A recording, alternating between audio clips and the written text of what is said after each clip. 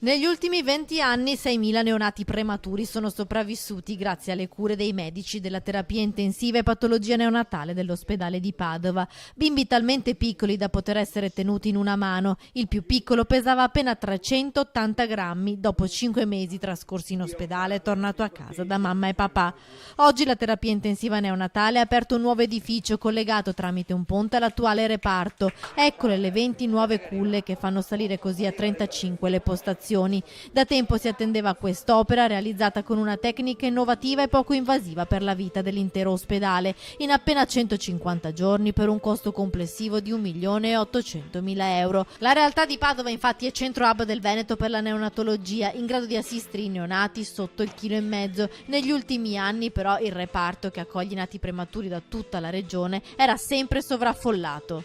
Noi abbiamo circa 400 ricoveri e come vi dicevo prima abbiamo 110 bambini al di sotto dei 1.500 grammi, siamo i terzi in Italia come numero di bambini così piccoli, anche perché Padova è centro di riferimento per le gravidanze a rischio, quindi quando c'è una gravidanza a rischio la mamma viene trasportata qui.